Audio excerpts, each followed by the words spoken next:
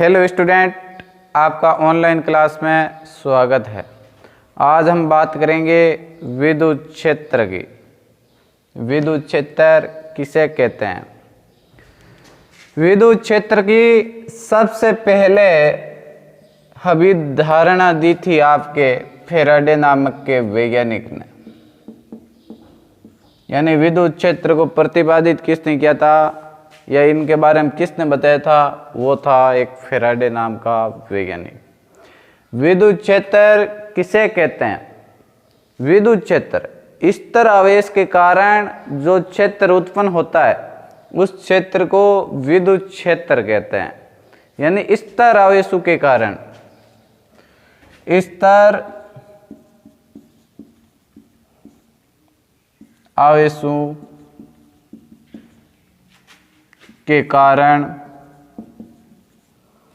जो क्षेत्र उत्पन्न होता है विद्युत क्षेत्र कहलाता है। क्या कहलाता है? विद्युत क्षेत्र कहलाता है। स्तर आवेश यानी उसका इन आवेशों का वेग है, वो आपका वेग कितना है? 0। समझ के बाद स्तर आवेश हो गए। अब आगे इस पर बात करेंगे इसके बल की। यदि स्तर आवेश है आपका Q है और इन स्तर के आवेश के कारण विद्युत क्षेत्र E उत्पन्न होता है, तो इन पर लगने वाला विद्युत बल स्तर आवेशों के कारण विद्युत क्षेत्र E उत्पन्न हुआ है। इस पर लगा बल वो होगा आपका FQE सदिश। इस बल को हम कहते हैं विद्युत बल। क्या कहते हैं? विद्युत बल। समझ गए? स्तर आवेश Q है, क्या है?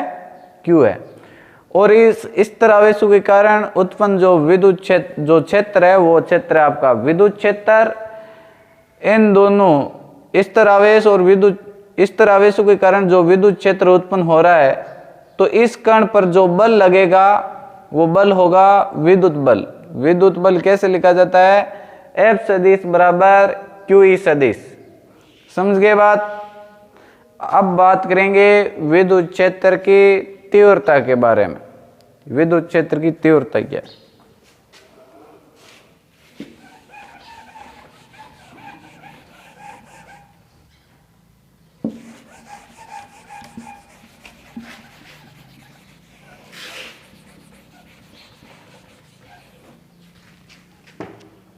विद्युत क्षेत्र की तीव्रता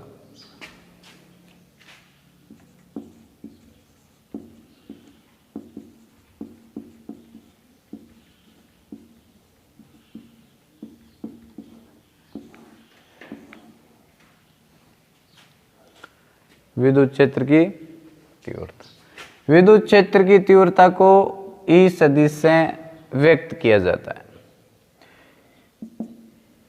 स्तर आवेशों के कारण या स्तर आवेशों पर लगने वाला बल F तथा उन आवेशों का अनुपात यानी स्तर आवेश का अनुपात। स्तर आवेश परीक्षण आवेश माना, एकांक धनावेश कैसा माना है? परीक्षण आवेश Q0। समझ गए बात? परीक्षण आवेश क्या होता है? परीक्षण आवेश ऐसा आवेश होता है जो खुद तो विद्युत क्षेत्र उत्पन्न नहीं करता है, बल्कि अन्य जो आवेश होते हैं उनका परीक्षण करते हैं कि वो विद्युत क्षेत्र उत्पन्न करता है या नहीं करता है। ऐसे आवेश परीक्षण आवेश कहलाते हैं। ये अलग कैसे होते हैं? धनात्मक होते हैं। तो स्तर आवेशों पर लगने वाले बल तथा उस स्तर आवेश दोनों का अनुपात ही क्या कहलाता है? विद्युत क्षेत्र कहलाता है। विद्युत क्षेत्र की तीव्रता, विद्युत क्षेत्र की तीव्रता। इसका मात्रक हो जाएगा F का तो होता है न्यूटन और कूलम, इसका आ जाएगा कूलम। समझ गए बात? यदि इसकी विमा निकालनी हो आपको, क्या निकालनी हो? विमा, तो कैसे निकालोगे? एफ बराबर क्या होता है एम ए, क्यू बराबर क्या होता है आई इंटू टी, एम क्या है द्रव्यमान, द्रव्यमान का मात्रक केजी, ए क्या है त्वरण, त्वरण का मात्रक मीटर प्रति सेकेंड स्क्वायर, आई क्या है धारा, धारा का मात्रक एम्पियर, टी टाइम, टाइम का सेकेंड, तो क्या हुआ केजी मीटर प्रति एम्पियर इंटू सेकेंड क्यूब।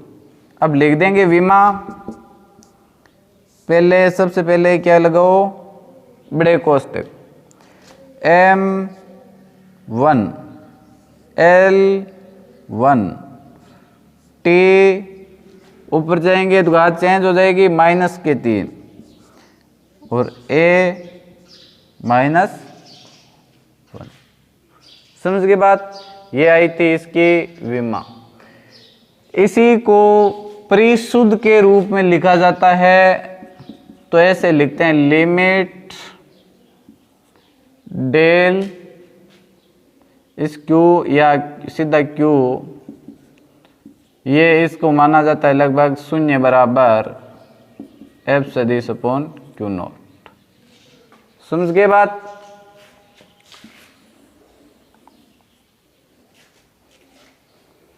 अब क्या होता है कि आवेश होते हैं, यदि आपके धनावेशित हैं, कैसे हैं धनावेशित हैं,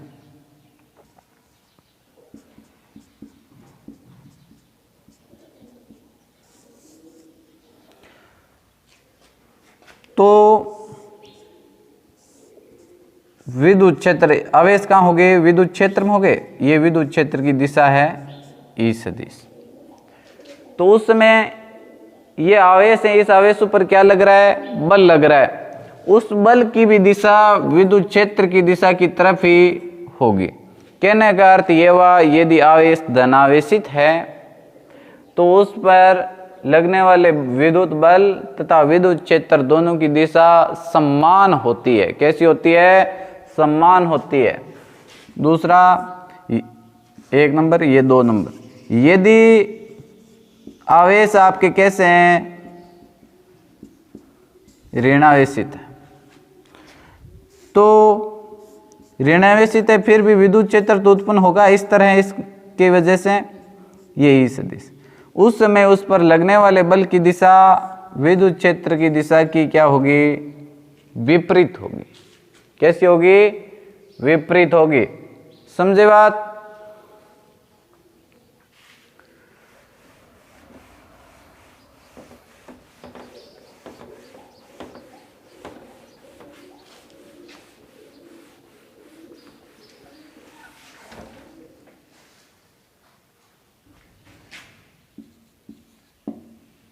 अगला पॉइंट, यदि एकांक परीक्षण आवेश धनावेशित है तो विद्युत क्षेत्र है उसकी दिशा आवेश से लेकर अनंत की ओर होगी। कहां से आवेश क्यू है इसे लेकर किधर होगी अनंत की ओर, आवेश से अनंत की ओर। समझ गए बात। यानी आवेश कैसा है धनावेशित है, उस समय विद्युत क्षेत्र की दिशा या धनावेशित एकांक धनावेशित मान लीजिए या सम आवेशित गोलाकार रूप मान लीजिए, उस समय विद्युत क्षेत्र की दिशा वो किधर होगी आवेश से लेकर, ये आवेश है, ये तीर के चिन्ह क्या बता रहे हैं आवेश से लेकर किधर जा रही है अनंत की ओर। किधर जाएगी अनंत की ओर। इसी प्रकार यदि आवेश ऋणावेशित हैं, कैसा है ऋणावेशित है, उस समय विद्युत क्षेत्र की दिशाएं किधर होगी अनंत से लेकर आवेश की तरफ। यानी इस जो प्लस क्यू आवेश यानी एकांक धनावेश है इसकी बिल्कुल विपरीत होगी। देखिए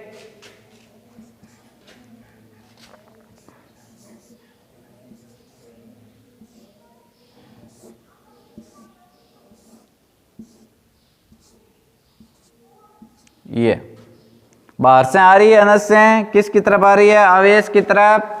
तो अनंत से आवेश की और, समझ गए? अब बात करेंगे बिंदु आवेश के कारण विद्युत क्षेत्र की तीव्रता। सबसे पहले बिंदु आवेश की बात करता हूं। तो बिंदु आवेश होता क्या है? बिंदु आवेश मैंने बताया था आपको कि यदि दो वस्तुएं हैं जो आवेशित हैं, उनके बीच की दूरी उन आवेशों के जो आधार हैं उसकी तुलना में बहुत ज़्यादा है, बहुत ही ज़्यादा, यानी अत्यधिक दूरी है, तो उस समय ये उस आवेश को पूरे पथ के एक बिंदु पर केंद्रित माना जाता है और उसे हम कहते हैं बिंदुवत आवेश। उस बिंदुवत आवेश के कारण हमको क्या बताना है? विद्युत क्षेत्र की तीव्रता।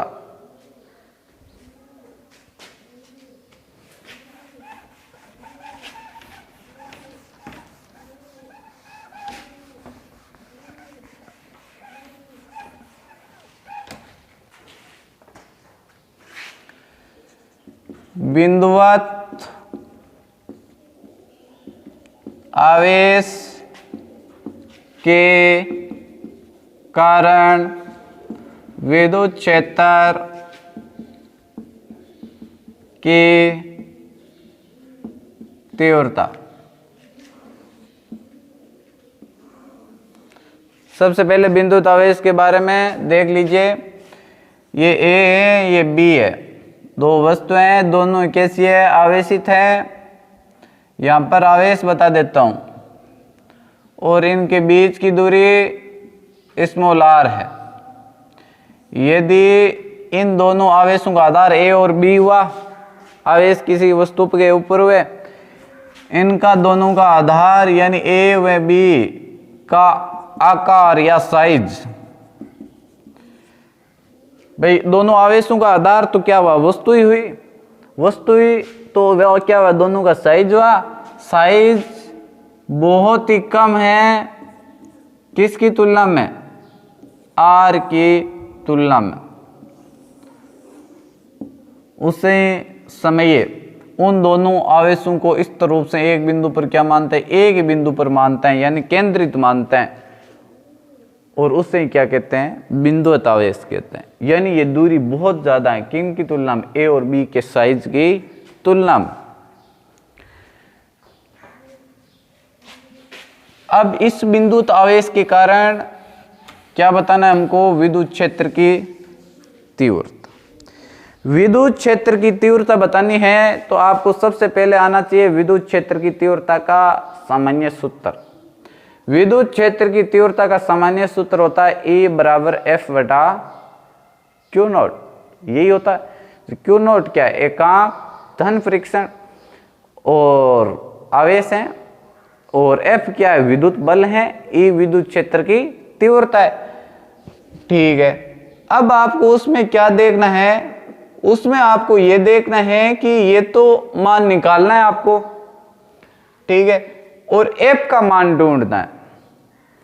तो ये स्पष्ट कह रहा है बिंदुवत आवेश के कारण तो दो आवेश हुए, दो आवेशों के मध्य बल कैसा लगता है? कूलॉम बल लगता है। तो आपको ये पता हुआ कि यहां बल का मान रख देंगे तो बिंदुवत आवेश के कारण विद्युत क्षेत्र की क्या आ जाएगी? तीव्रता आ जाएगी। तो देखिए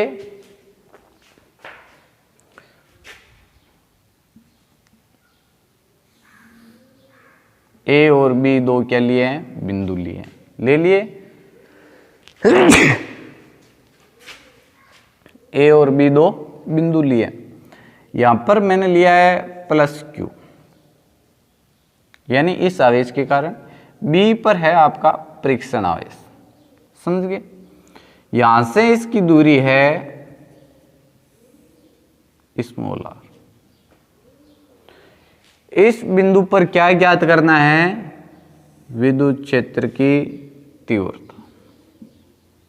विद्युत क्षेत्र की तीव्रता।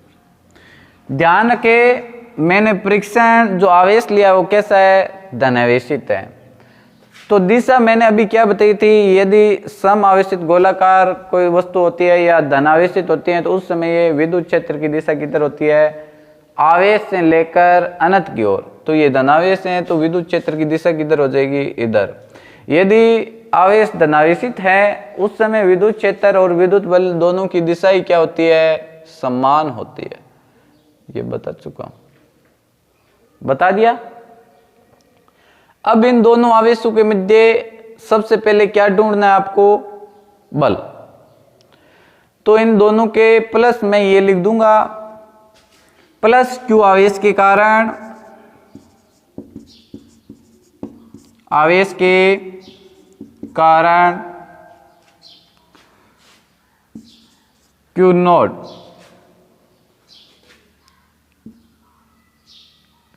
के या क्यू नॉट आवेश पर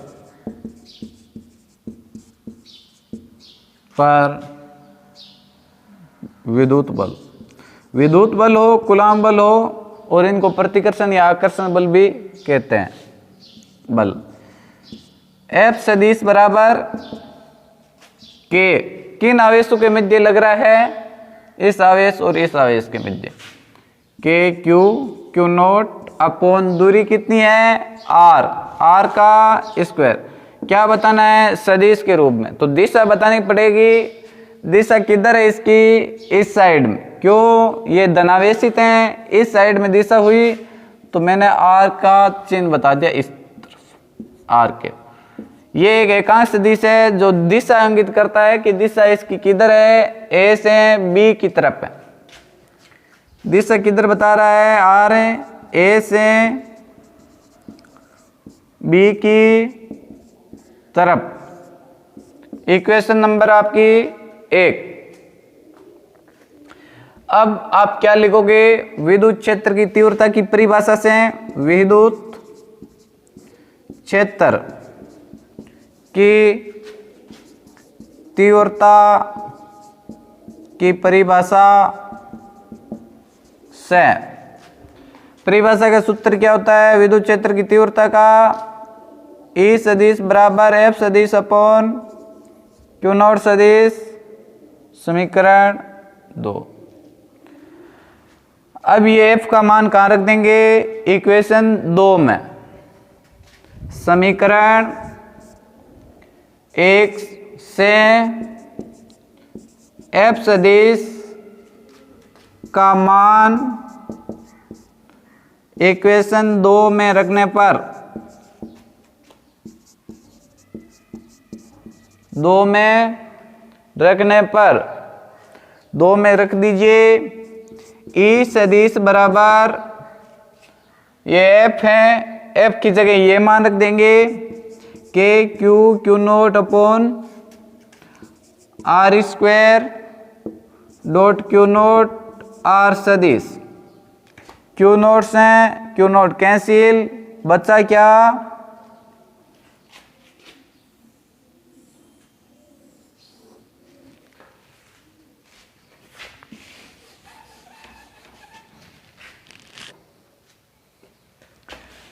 E सदिश बराबर K q upon r square r के। समीकरण 3। यही आपकी बिंदुवत आवेश के कारण विद्युत क्षेत्र की तीव्रता है। समझ गए बात। अब इसमें ये तो आपने इस जगह क्या लिया था, प्लस क्यू आवेश लिया था, इसकी जगह यदि आप माइनस क्यू आवेश लेते, यानी माइनस इसी प्रकार माइनस क्यू आवेश के कारण विद्युत क्षेत्र की तीव्रता आई है। तो E सदिश बराबर क्या हो जाता, के क्यू अपॉन आर स्क्वायर, केवल क्या चेंज होती है आपकी दिशा किधर हो जाती, बी से ए की ओर। और इसको कैसे दर्शा देते, यहां पर लिख देते माइनस क्यू। क्या लिख देते? Minus Q. इसकी दिशा माइनस आवेश की तरफ है तो विद्युत क्षेत्र की दिशा किधर हो जाती? इधर। जबकि बल की दिशा आपस में क्या रहती? विपरीत। समझ गए बात? और इसकी दिशा ही केवल चेंज होती है और कुछ चेंज नहीं होता इसमें। समझ गए बात?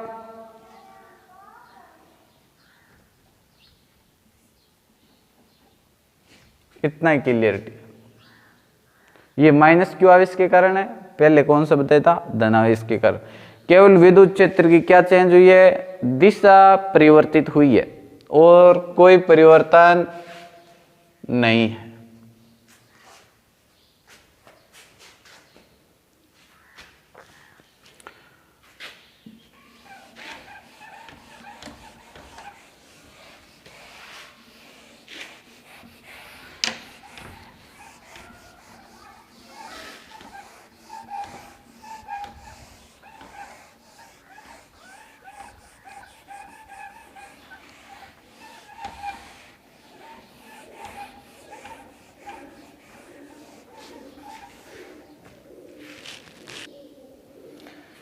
अब देखिए दोनों में से कौन सी भी इक्वेशन ले लीजिए, इसको देख लेते हैं एक बार।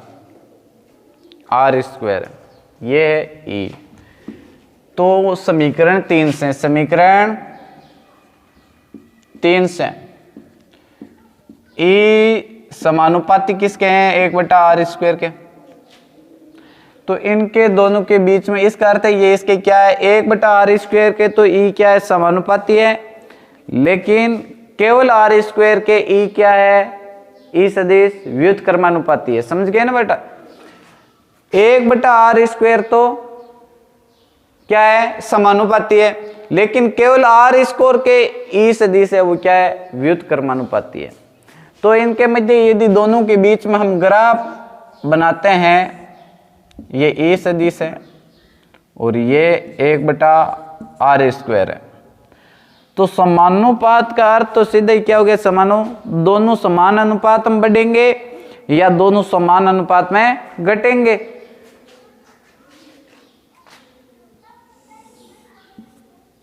ये हुआ, ये एक्स एक्स, ये वाई एक्स। समझ गए? इसका अर्थ यह हुआ कि यदि ये दूरी, बीच की दूरी है आर, दूरी आपकी वाकायदे बढ़ रही है, तो 1/r स्क्वायर के रूप में तो विद्युत क्षेत्र की तीव्रता भी बढ़ेगी। दूसरा रूप ई सदिश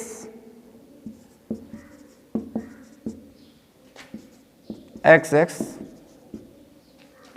यदि आर के मध्य खींचा जाए तो वैसे आर के मध्य तो क्या है? ये व्युत्क्रमानुपाती है। तो उसका क्या हुआ? ये घटेगा। यानी जैसे जैसे दूरी बढ़ती जाएगी वैसे वैसे विद्युत क्षेत्र की तीव्रता क्या होती जाएगी? कम होती जाएगी। अब इसका अर्थ यह केवल आर नहीं है, आर स्क्वायर है, तो ये भी पूर्णतया व्युत्क्रमानुपाती आर के वर्ग के है। किसके हैं? आर के वर्ग के हैं। याद रख लेना ये बात। अब वर्ग में क्या होता है? किसी छोटी राशि होती है और उसका वर्ग कर देते हैं ना, छोटी राशि है तो वो क्या है? बड़े के रूप में हो जाती है। तो इसका अर्थ ये हुआ कि चाहे वर्ग हो चाहे सिंपल राशि हो, उसमें यदि इसको घटाएंगे, सॉरी ई और आर के मध्य ग्राफ खींचेंगे, तो वाकायदे ही जैसे जैसे ई का मान बढ़ेगा वैसे वैसे आर का मान घटेगा, या आर का मान जैसे जैसे आप बढ़ाओगे ई का मान वैसे वैसे क्या होता जाएगा? आर का मान घटाओगे तो ई का मान बढ़ता जाएगा, आर का मान बढ़ाओगे तो ई का मान घटता जाएगा। समझ गए बात? ये दो इसके ग्राफ।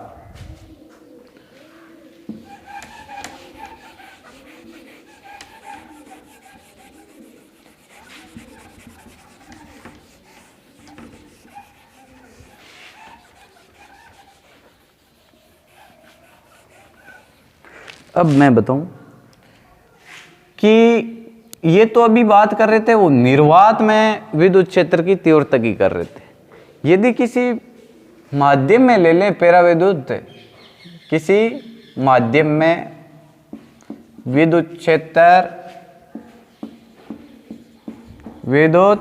क्षेत्र की तीव्रता, किस में ले लें, माध्यम में ले लें, तो EM आएगा।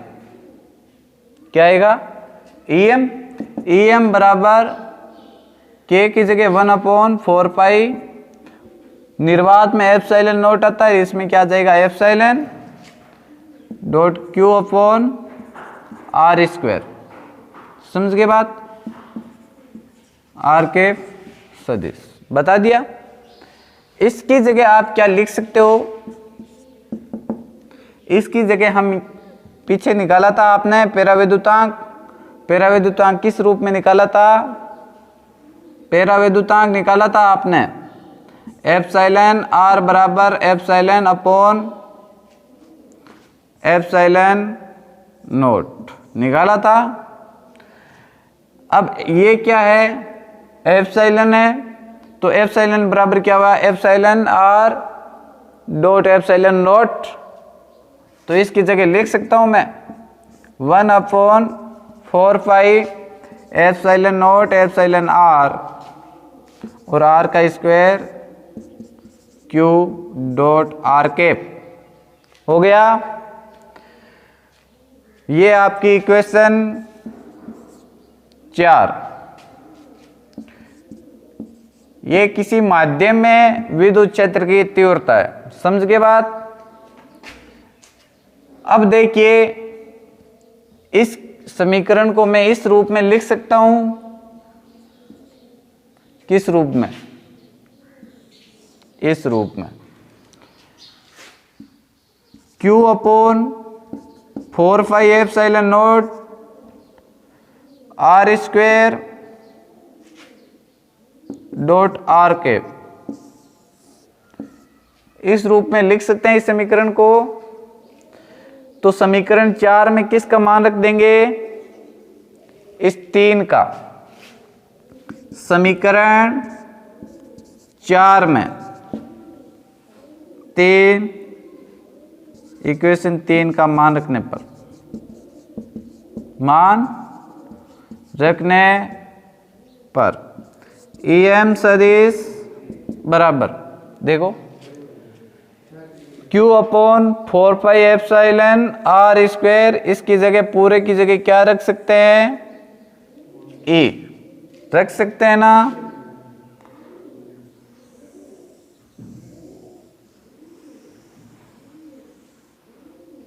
बच्चा क्या, एप्सिलॉन R, तो E सदिश बटा एप्सिलॉन R हुआ नहीं हुआ, या इसको इस रूप में भी लिख सकते हैं EM बराबर E अपॉन एप्सिलॉन R रख दिया। अब इसका अर्थ क्या हुआ, आपको पता होगा परावैद्युतांक पीछे आपने निकाला है, उसमें स्पष्ट है कि परावैद्युतांक किसी वस्तु के लिए 1 से कभी कम नहीं होता है, कम से कम 1 तो होता ही होता है, यानी 1 से अबव, 1 से ज़्यादा ही ज़्यादा होगा, कम नहीं होगा। इसका अर्थ क्या हुआ, ये तो विद्युत क्षेत्र की तीव्रता आपकी माध्यम में है, और ये विद्युत क्षेत्र की तीव्रता किस में है, निर्वात में। अब निर्वात की विद्युत क्षेत्र की तीव्रता में यदि एप्सिलॉन R का आपने भाग दिया है, तब जाकर माध्यम की, जो आप माध्यम की विद्युत क्षेत्र की तीव्रता है वो निर्वात की विद्युत क्षेत्र की तीव्रता के बराबर हुई है, यानी निर्वात की विद्युत क्षेत्र की तीव्रता में एप्सिलॉन R का भाग दिया है, तब जाकर ये बराबर आई है ना, बराबर का चिन्ह है। अब इसको इधर भेज दूंगा तो ये क्या हो जाएगी, इसके गुणा में हो जाएगी। तो गुणा में क्या अर्थ हुआ,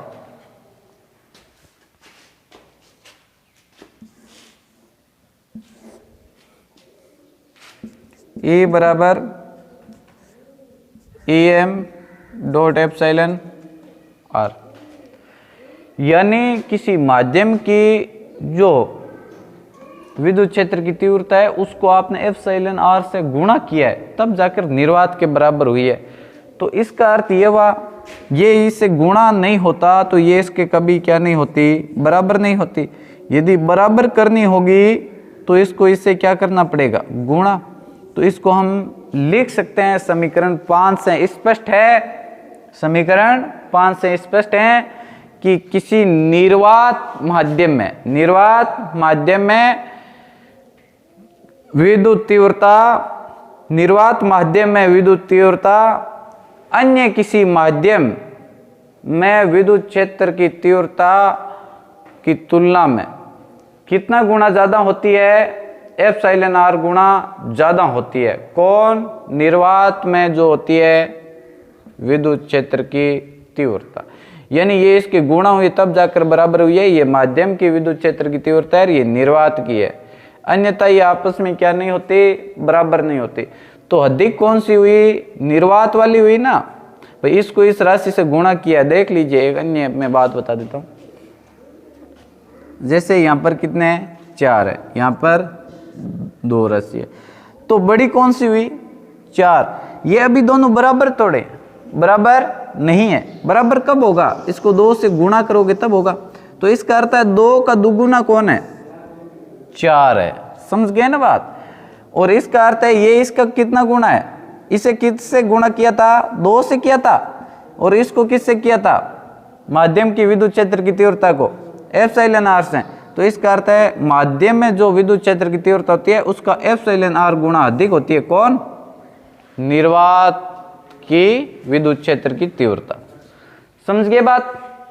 यहां पर ये टॉपिक हुआ आपका कंप्लीट। अब देखते हैं आगे।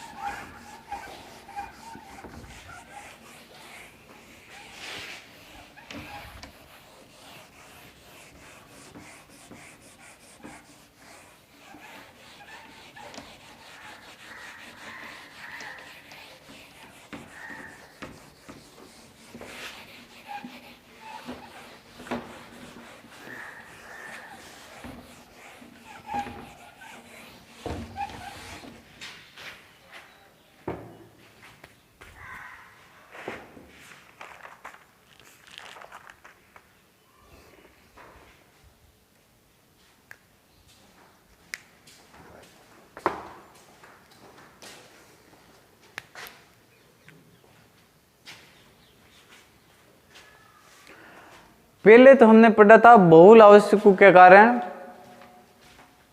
आपस में आवेशों के मध्य जो बल लग रहा था उसमें अध्यारोपण सिद्धांत। अब हम अध्यारोपण सिद्धांत पढ़ेंगे। अब पढ़ेंगे किस रूप में, कोई एक स्तर बिंदुवत आवेश है, एक स्तर बिंदुवत आवेश है, और इस स्तर बिंदुवत आवेश के कारण के ऊपर अन्य आवेशों के कारण जो विद्युत क्षेत्र की तीव्रता उत्पन्न होगी उनके बारे में। तो इसमें कौन सा सिद्धांत काम में लेंगे, अध्यारोपण सिद्धांत काम में लेोगे आप। समझ गए ना बात। ये किस में है, विद्युत क्षेत्र की तीव्रता में अध्यारोपण सिद्धांत काम में लिया है, जबकि इससे पहले आपने लिया था वो किस में लिया था, आवेशों के मध्य कूलाम बल के रूप में अध्यारोपण सिद्धांत काम में लिया था। अब है विद्युत क्षेत्र की तीव्रता के रूप में ले रहे हो। समझ गए बात। अब देखो तीव्रता के बहु आवेशों में विद्युत क्षेत्र की तीव्रता, यानी ये समूह में होगी जिसमें अध्यारोपण सिद्धांत कार्य करेगा। और इस सिद्धांत के अनुसार बात यह की जाती है कि किसी निकाय में एक स्तर बिंदुवत आवेश पर, एक स्तर बिंदुवत आवेश पर अन्य सभी स्तर बिंदुवत आवेशों के कारण, यानी इस पूरे समूह के कारण उस पर जो बल लगेगा, परिणामी बल, वो प्रत्येक आवेश के कारण उस स्तर आवेश पर लगने वाले बलों के परिणामी योग के बराबर होगा। जो कूलाम बलों के रूप में अध्यारोपण सिद्धांत काम में लिया था वो सेम टू सेम है। देख लीजिए, डायग्राम बनाते हैं।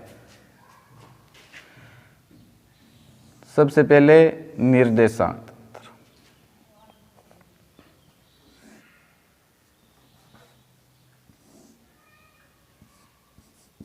ZX, YX और XX। देखिए ये एक आपका क्या है, Q नोट आवेश है। इसकी मूल बिंदु से स्थिति सदिश R नोट सदिश मानिए मैंने। अब यहाँ पर और भी आवेश हैं, जैसे मैं मान रहा हूँ कि ये एक आवेश है Q1 आवेश। किस आवेश है? Q1 आवेश है। ये Q नोट, ये दिशा R हो गई, R नोट, ये Q1 होगी।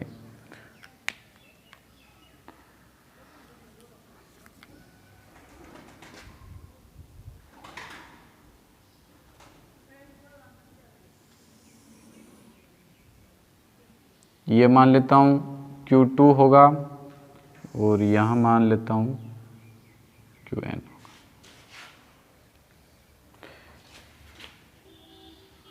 इसी के कारण इसी पर भी बल लगेगा। सॉरी, बल क्या, विद्युत क्षेत्र की तीव्रता ज्ञात करनी है। इसके कारण इस पर होगा और इसके कारण इस पर होगा।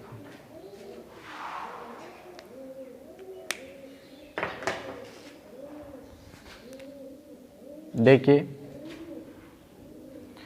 ये है Q1, तो विद्युत धनावेशित है, ये भी धनावेशित है, ये धनावेशित है। विद्युत क्षेत्र की दिशा A1 सदिश होगी। अब इसकी मूल बिंदु के सापेक्ष स्थिति सदिश है R1 सदिश, तो R1 R नोट इसके सापेक्ष Q1 का Q नोट के सापेक्ष बता रहे हो, तो आपको स्थिति सदिश जो कूलाम के नियम में बताई थी वो सेम टू सेम है, R1 नोट सदिश। समझ गए? अब यह है Q2, इसकी है R2 सदिश, यहाँ से मूल बिंदु के सापेक्ष, तो इसके यहाँ पर विद्युत क्षेत्र होगा A2 सदिश। E2 सदिश होगा तो यहाँ पर स्थिति सदिश आपस में इन दोनों के मध्य दूरी दो आवेशों के मध्य पर यहाँ पर लगेगा कूलाम बल, और इस आवेश के कारण इस पर विद्युत क्षेत्र की तीव्रता ज्ञात करोगे तो आपको बीच की दूरी निकालनी होगी R2 नोट सदिश। यहाँ पर मैं लेता हूँ Qn आवेश, उसकी मूल बिंदु के सापेक्ष स्थिति सदिश हो जाएगी आपकी R1 सदिश हो गई। अब Qn के कारण कहाँ पर विद्युत क्षेत्र की तीव्रता देख रहे हो? Q नोट पर, तो बीच की दूरी क्या चाहिए आपको? दूरी चाहिए। दूरी कितनी हो जाएगी? Rn नोट सदिश। विद्युत क्षेत्र की दिशा धनावेशित है तो इसकी दिशा इधर ही होगी, En सदिश। समझ के बात पूरी?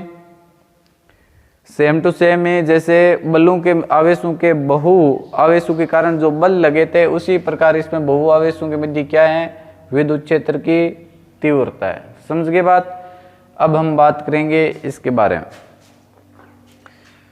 मान लीजिए किसी निकाय में n आवेश हैं। कितने हैं? n आवेश हैं।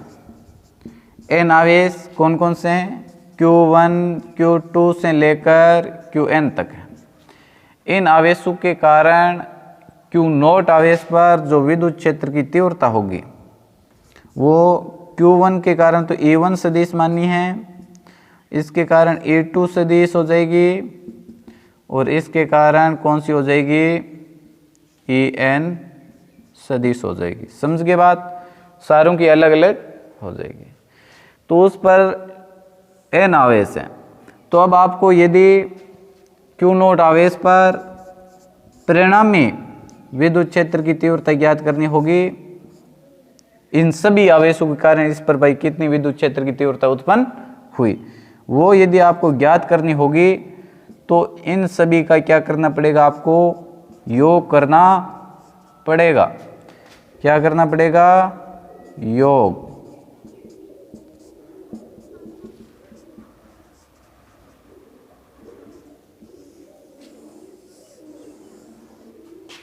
ये कौन कहता है बात, अध्यारोपण सिद्धांत कहता है। यानी किसी स्तर, देखो स्तर बिंदुत आवेश पर इन सभी n आवेशों के कारण परिणामी विद्युत क्षेत्र की तीव्रता प्रत्येक आवेश के कारण, जैसे Q1 Q2 इस प्रकार Qn, इन सभी आवेशों के कारण लगने वाले विद्युत क्षेत्र की तीव्रताओं के आपस में योग के बराबर होगा। समझ गए बात। तो इसमें सीधा क्या रख दें, मान रख दें, विद्युत क्षेत्र की तीव्रता आपने प्रत्येक अभी निकाली है,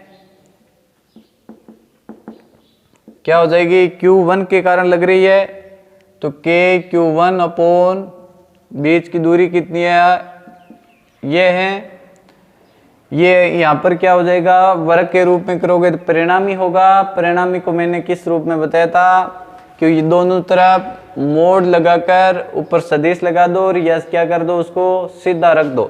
तो मैं क्या रख रहा हूं, इसको सीधा रख रहा हूं। अब Q2 के कारण होगा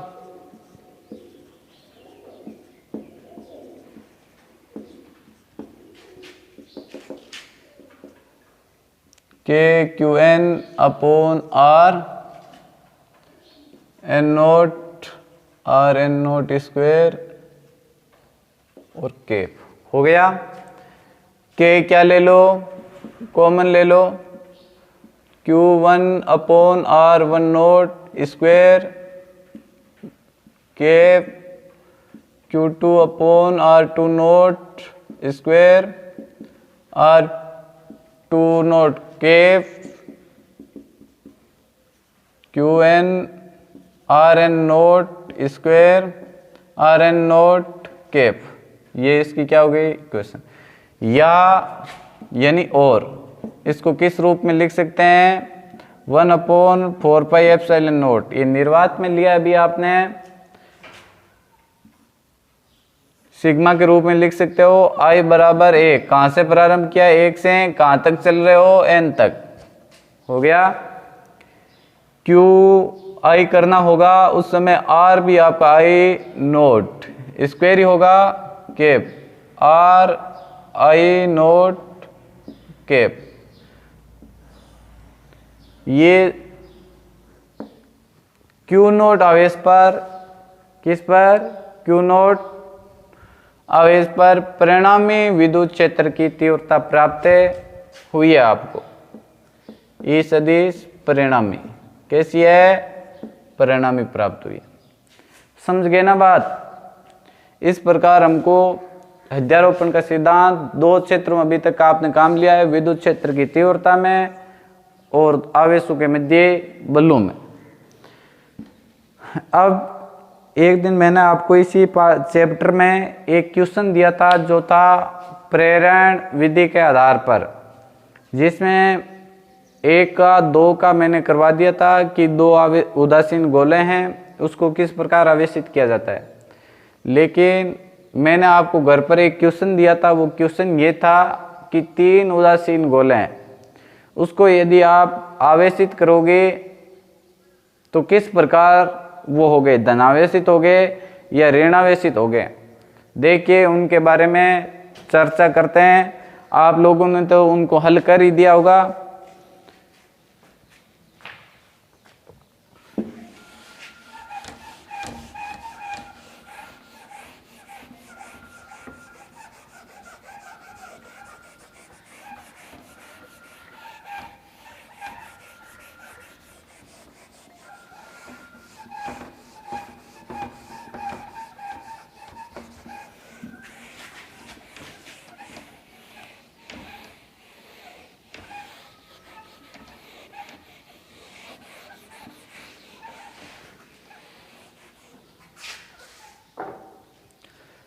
तीन उदासीन गोले लिए थे, कितने, 3।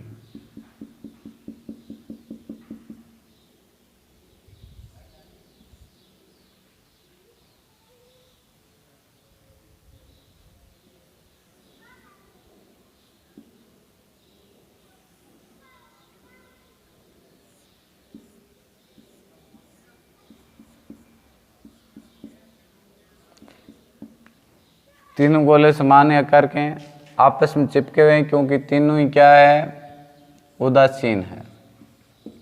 क्या है, उदासीन है। उदासीन का अर्थ है धनावेश और ऋणावेशों की संख्या क्या है, दोनों तीनों में समान है।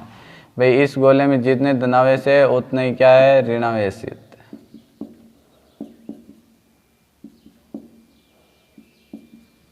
हो गया। इसको क्या करना है, आपको आवेशित करना है। तो इसके पास आप क्या लेकर आओगे, एक छड़ लेकर आओगे।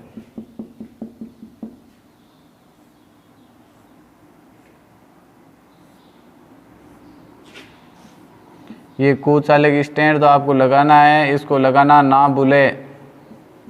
यदि इसको नहीं लगाया तो आप ये समझ लेना आपके जो गोले दिए थे वो आवेशित नहीं हो गए। ये आकार सारों का समान है, या ये समान भी हो सकता है ना। अब क्या करता हूं मैं, इसके सापेक्ष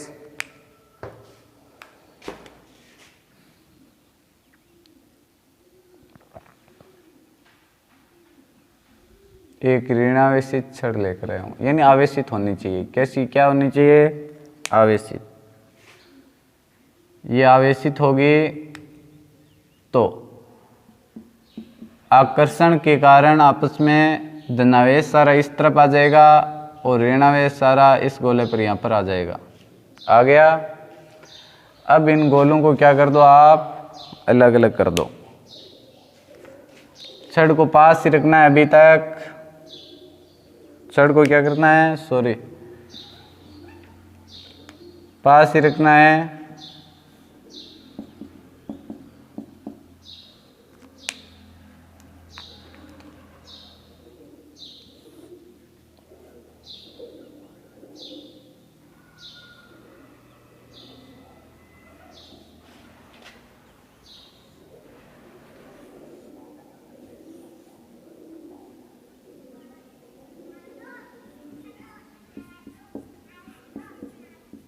देखो इसके किस रूप में, इसको पहले हटा रहे हो आप। क्या कर रहे हो, हटा रहे हो।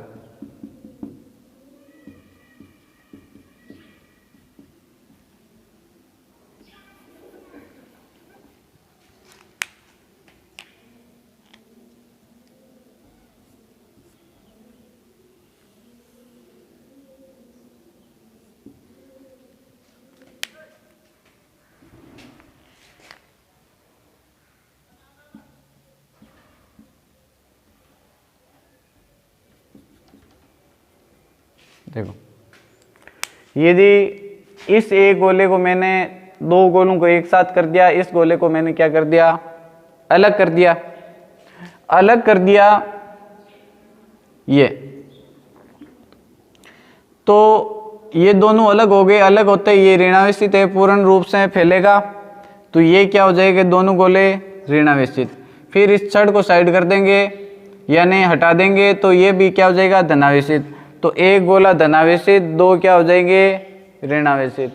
या इन दो गोलों को एक साथ रख देंगे,